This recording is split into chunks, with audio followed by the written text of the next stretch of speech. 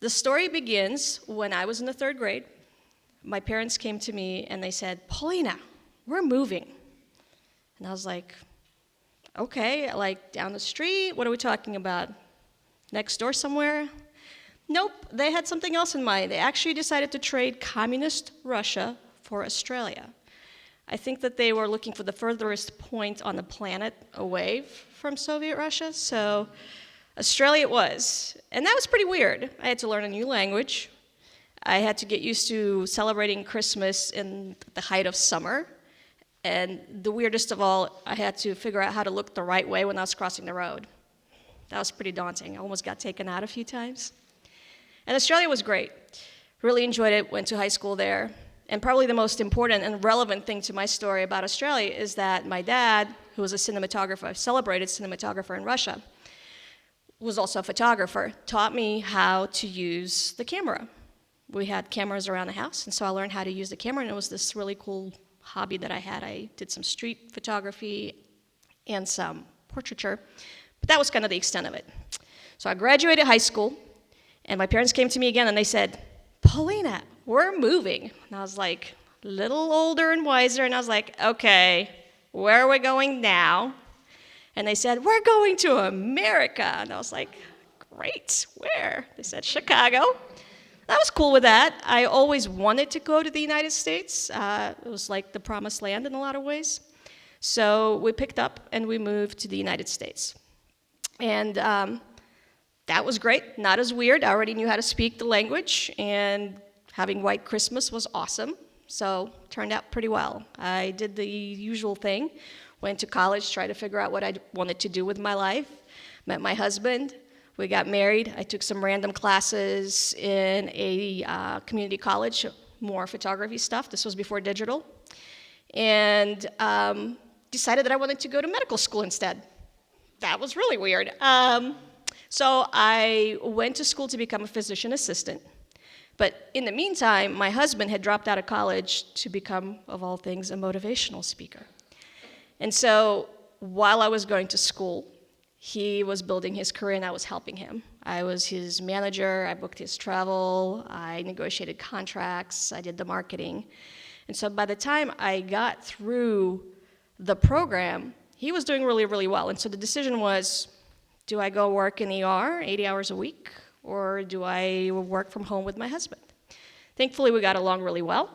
Feel very fortunate about that. So I decided to put aside my medical career for running my own business. And that kind of set the stage. So once that was determined, we started shopping for a home. And that was even 20 years ago, outside of our capabilities financially. And so thank God for internet and mybor.com. I somehow found MyBor, and I was like, oh my God, look at the housing prices in Indiana. Let's go there. So in 1999, we bought a house at 38th and Kessler, and we relocated to Indianapolis. And I spent the next decade basically running the business with my husband. He traveled all over the world and has a very successful career as a speaker, and I was kind of his back end, and I was very happy being the back end. I had no complaints. I was a really great behind-the-scenes person. And so that went on for a while, and then we had children, as one would do. And when you have kids, you take pictures of them. And so I had this aha moment at one point when I think my oldest was 3 and the youngest was 1. I was like, wait, I remember doing pictures. I remember liking this and enjoying it, and I kind of think I'm good at it. So I talked to my husband, and he said, you've dedicated the last decade of your life to my career, and I'm happy to support you with photography. So I went out, and I began photographing the things that one would photograph without like a particular background in photography, which was, weddings, babies, families. Hated all of it. It was a nightmare. Just did not gel with who I am as a person. And then one day, I met a makeup artist, and she said, how about I bring a model and you photograph her? I was like, okay, that sounds cool. I'd never done that before. Why not? So one day, we met up at the Indianapolis Museum of Art, and I had somehow convinced one of their marketing PR people, Katie Zarek, to let me shoot in the Toby. And the Toby at that point had just been ripped apart. It was before it was like what it is now. And so Misty did the makeup, the model got in front of my lens, and it was like, ah! The clouds opened up, and there was an angel of, a choir of angels singing. And I that moment realized that shooting models, and by extension, fashion, was really what I wanted to do. It had to do with the fact that photographing somebody who is highly photogenic and wants to be in front of your camera is sort of a sublime experience in a lot of ways. But also I like the team approach. I like that the makeup artist had brought something to the table, and it wasn't just me by myself trying to coordinate a bunch of like little children to stay put so that I could take the picture. And so I pursued it with a lot of enthusiasm. In about 3-4 years of shooting a lot of self-assigned fashion photography, I kind of became known as the fashion photographer in Indianapolis, which sounds really cool, but when you have no competition, wasn't that hard. But the interesting thing about that is that as a result of me photographing all this fashion, I got to know all the working fashion designers in Indianapolis. And so I built those relationships, and one fateful day in 2010, a few of those designers decided to get together to talk about how to grow the local fashion industry. Folks like Nikki Blaine, Kathy Fritsch, Beth Bennett, Truan James, and a few other folks. And I happened to be in the room because I knew all of them, and they were like, well, why don't you just come along, and we're going to talk about this, and we don't really know what we're doing, but something has to be done because the state of the fashion industry in Indianapolis is dismal. It's like, sure. So I showed up, and we had a few informal meetings, and then it was decided, okay, we're going to move forward with creating an organization. We are going to be the Indianapolis Fashion Collective. And so we formalized that and went to work. And that consisted of us trying to do a variety of different things. The problem was that we had no leadership, no money, no direction, and really no clue. I mean, if any of you know anything about growing an industry, you will appreciate that it is a mighty complicated thing to do. So about 10 to 12 months into this whole exercise, people just kind of started dropping out. And I don't blame them. It seemed like we were not going anywhere.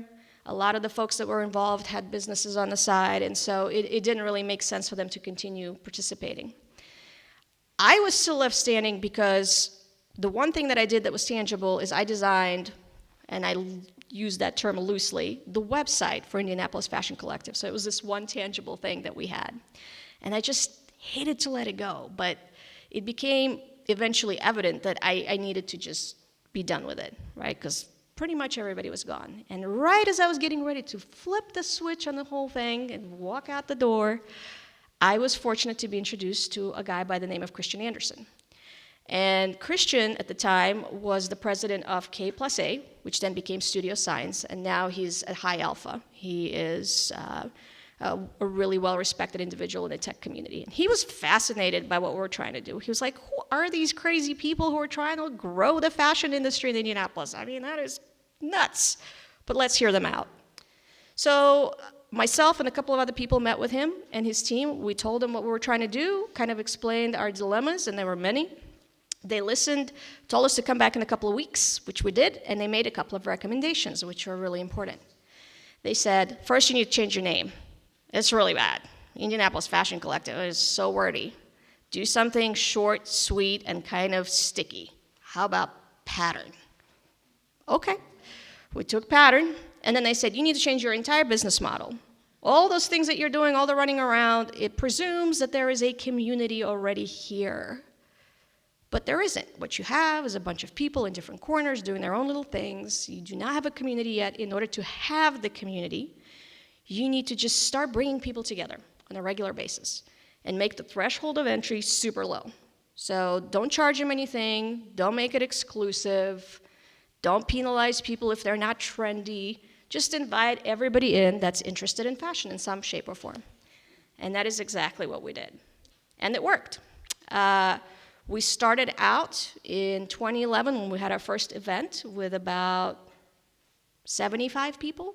And at last count, and I'm using meetup.com as the measuring tool for this, we have 2,050 members that are registered. So that community really grew. I think all we did is just basically activate people's interest in fashion. And so that's been really, really exciting. And some of you might be wondering, okay, but we know you for the magazine. And I don't know, how many of you know Pattern for the magazine? By show of hands. It is the most visible part of what we do, the most sexy. The tip of the iceberg, if you will, is just one of the things that we do at this point as an organization. There's a whole stack of them over there in case you're interested in looking at them if you haven't seen one. But the magazine, like so many things in life that are cool, happened by accident. Because really, let's be honest, who in their right mind decides to start a fashion publication in Indiana when print is dying? So that was not the plan. The plan was Kathy Davis, who was an art director that I worked with at Dine Magazine, which is no longer in existence, reached out to me and said, why don't you shoot something, I'll design it, and then we'll have this nice portfolio piece that we can use to send to agencies to get more freelance work. And I said, that sounds great, let's do that. I wish I had documented the process because I don't remember what happened that I started asking other people to participate in this exercise, this portfolio exercise. I do remember asking her at one point, are you okay with me asking a couple of other people to participate? And she was like, sure, no problem. So I asked, and everybody that I asked said yes immediately, which I thought was kind of cool and weird. And then I kept asking, and all of a sudden, 6 months later, we had 120 pages, or, well, maybe not 120. Yeah, no, it was 120. So we had this thing that we hadn't anticipated, and then it just became a magazine. It wasn't just a portfolio piece. And so we're like, okay, well, we need to launch this thing, and we launched it digitally. Digitally because we didn't have any advertisers. We didn't have any distribution deals. We really hadn't planned on having a publication, and so the only way we could show it to people is to project it on the screen. And we did just that. And so a bunch of people came out, and everybody was super excited to see it, the contributors, the people that were featured. It was very exciting. And, while I was at the party, people started coming up to me saying, how do we get a hard copy of this? This is beautiful. We want to, touch it and feel it and love it. And I was like, I don't know. I hadn't thought of that. But I looked into it, and I emailed everybody. I said, we can print this thing on demand. And for $40 a pop, you can sign up, and one of these can be yours. And we had almost 100 people sign up to get the issue printed. And there is a really scrappy-looking copy of the first issue sitting right there. And so our entire team, Kathy Davis, Nikki Sutton, Ben and Janine Blevins, Maria Dickman, we were all like, whew, glad that's over. That was a lot of work. Doesn't pay. I mean, it looks good, but great. So we were done, except that people kept coming at me and saying, when's the next issue coming? And I was like, no, you don't understand. There is no next issue. This is crazy. And here we are entering our 9th year, which is crazy. Thank you. So what I like to say about that is the magazine was too good to let go. Even though Christian Anderson said to us, focus on the events and don't do anything else, the magazine created this energy that amplified the events. And what I like to say is that had the magazine been created in a different market, let's say Austin or Brooklyn or Portland, it would have been like, oh, whatever. But the fact that it was made here by a bunch of volunteers was kind of this extraordinary thing that people love to band around and still do to this day. And so I think the piece that ties it back to me and the irony of it all is that I'm not a fashion person at all. I'm a photographer. And I surely wouldn't have gotten into publishing or doing any of the things that I'm doing had I known what they would all entail.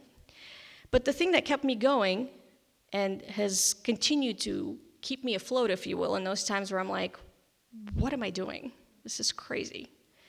Because it's still an organization that is basically run by volunteers and interns.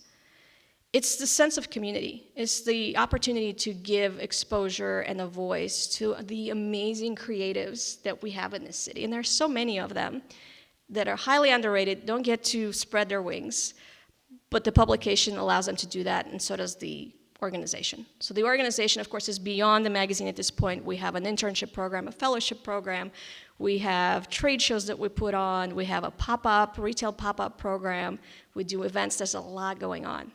So I'm really excited to share this with you, and I'm super thrilled for the speakers that are coming after me because they are part of this community, and I'm really honored to facilitate it and to be a part of it. So fashion to me is all about community. Thank you so much.